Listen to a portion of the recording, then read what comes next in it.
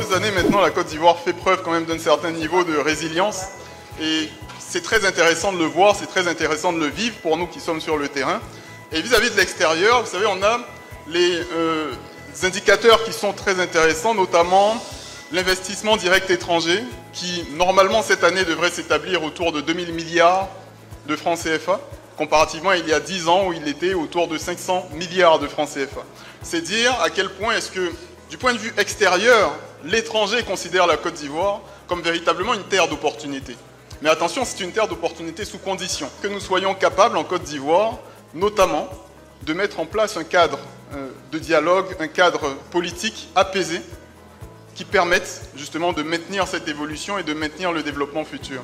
De la même manière que l'extérieur nous voit comme une opportunité d'investissement, nos compatriotes de la diaspora nous voient également comme une opportunité d'investissement. Dans quoi peuvent investir les gens de la diaspora? Et nous avons identifié 3 secteurs que je trouve extrêmement intéressants. Il y a investir directement dans les PME. L'avenir de ce pays et l'avenir de la majorité des pays africains, c'est l'investissement direct dans les PME. Pourquoi direct?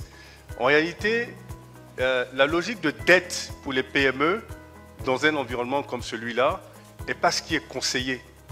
La logique d'investissement en capital est conseillée dans ce sens où celui qui investit dans le capital prend le même risque que celui qui a le projet et donc va apporter sa connaissance, va ouvrir son network, donc son réseau, et va suivre la gouvernance de cette entreprise. Donc la probabilité de réussite est beaucoup plus grande que si on le juste prête de l'argent et qu'on les laisse se débrouiller. Investir dans les obligations de l'État. Et ça, c'est extrêmement important. Si la diaspora veut avoir un impact économique dans un pays, c'est d'investir dans les obligations d'État. Pourquoi? Parce qu'en réalité, nos États sont exposés à l'endettement en devises étrangères. Si elles peuvent emprunter en devises étrangères de leur diaspora à travers des obligations et rembourser en monnaie locale sur les comptes de ces diasporas dans leur pays, vous réduisez de façon significative l'exposition de votre pays tout en ayant un impact économique très fort. Alors le dernier, c'est investir dans la bourse, dans des véhicules, ou investir aussi dans les obligations privées. On a essayé de se demander qu'est-ce que veut cette diaspora autour de nous, quelles sont les solutions qu'on pourrait apporter. On a vu que la diaspora en Afrique en général, c'était 55 milliards de dollars qui étaient rapatriés chaque année. La Côte d'Ivoire, si on prend la Côte d'Ivoire, c'est à peu près, quand on a regardé, autour d'1,5 milliard, ce qui représente une manne considérable.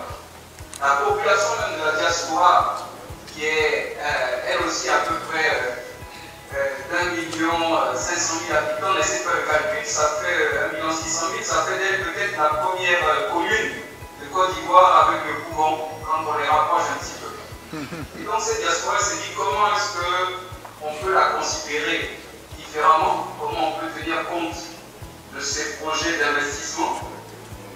Surtout si dans les objectifs qu'on a fixés, on veut passer cette contribution autour de 2% du PIB, la ramener au-delà du milliard 4 comme on a vu passer les 2 milliards de dollars. C'est possible parce que quand on a regardé, on s'est posé la question de savoir comment 700 000 Sénégalais arrivaient à rapatrier plus du double de ce que rapatriaient les Ivoiriens chez eux, alors qu'on est 1,5 milliard au niveau de la diaspora.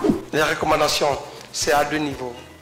La première recommandation, c'est de suivre la démarche que nous avons suivie quand on ne savait pas comment se prendre pour investir en Côte d'Ivoire.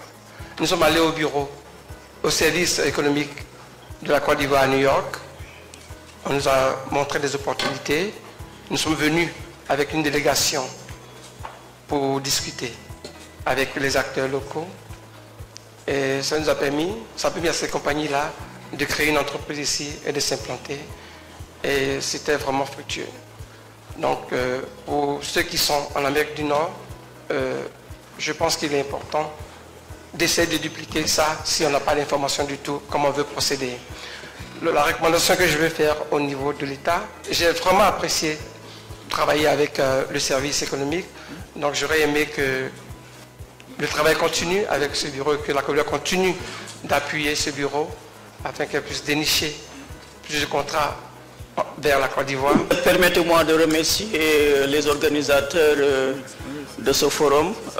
Étant le seul Sénégalais et seul non-ivoirien à participer à ce forum symbolise que vraiment cette intégration africaine dont on parle est vraiment une chose qui est importante et je vous remercie de m'avoir invité. Je suis le président de PIMD, l'Institut panafricain de développement municipal, et nous accompagnons les collectivités territoriales sur les questions de décentralisation, la bonne gouvernance, les questions de renforcement de capacité qui permettent vraiment aux agents des collectivités territoriales de s'acquérir de ces compétences et capacités pour pouvoir gérer les municipalités. Donc, d'une manière générale, depuis 4 ans, nous avons mené des projets en Guinée-Bissau, au Sénégal, aux États-Unis amplement et j'espère d'ici peu ici en Côte d'Ivoire. La diaspora ivoirienne à l'étranger, c'est d'abord une diaspora de haut niveau.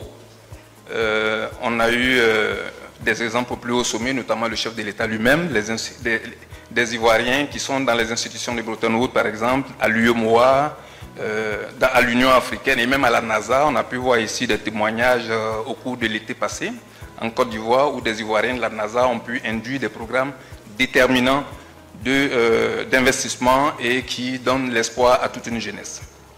Donc que ce soit en Europe ou ailleurs dans le monde, la diaspora ivoirienne donc, se fait remarquer par la pertinence de sa formation, par la richesse de son capital intellectuel, ce qui en soi représente une opportunité d'affaires pour cette diaspora elle-même.